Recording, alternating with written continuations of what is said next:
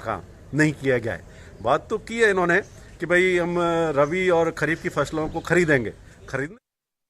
22,000 पद आज फौज में पद खाली पड़े हैं। 10,000 पद अफसरों के हैं जो भरे नहीं गए। तो लगातार हमारी सुरक्षा ढांचा को बजाय मजबूत करने के उसको कमज़ोर होने दिया जा रहा है। 2 करोड़ रोज़गार देने का वादा इसी बीजेपी सरकार ने किया था, वो दूर दूर तक कहीं पूरा होता दिख नहीं रहा है।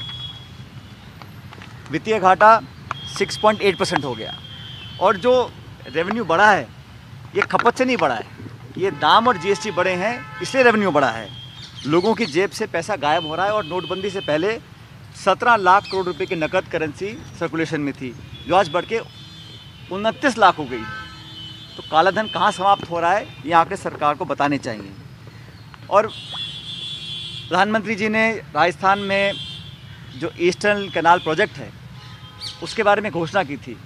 आज इस बजट में एक बार फिर राजस्थान को जो ईस्टर्न कैनाल के लिए एक नेशनल प्रोजेक्ट डिक्लेयर करने की हम उम्मीद लगाए बैठे थे, राजस्थान के 25 सांसद भाजपा के हैं और प्रधानमंत्री जी ने वादा खुद राजस्थान की ज़मीन पर किया था।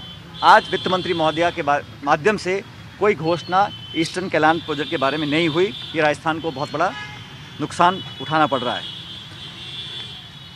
अब निजी निवेश, पब्लिक इन्वेस्टमेंट और विदेशी निवेश सब में कमी आ रही है।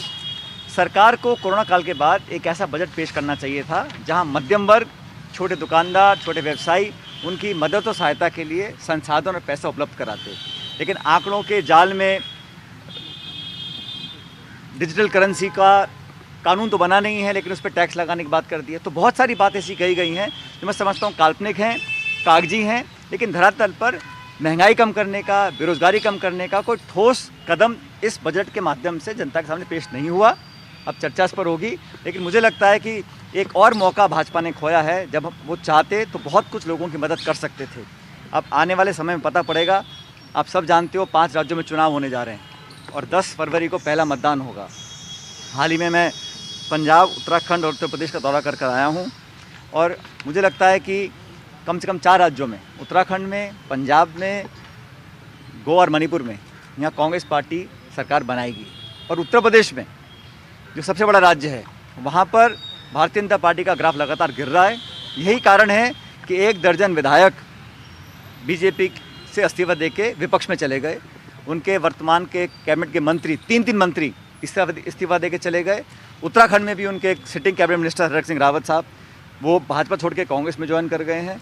तो भाजपा की स्थिति लगातार नाजुक होती जा रही है और जिस प्रकार का प्रचार उनको करना पड़ रहा है, पूरा केंद्र नेतृत्व, प्रधानमंत्री सब वहाँ पे जाके लगातार वोट मांग रहे हैं, आक्रमण कर रहे हैं विपक्ष के ऊपर।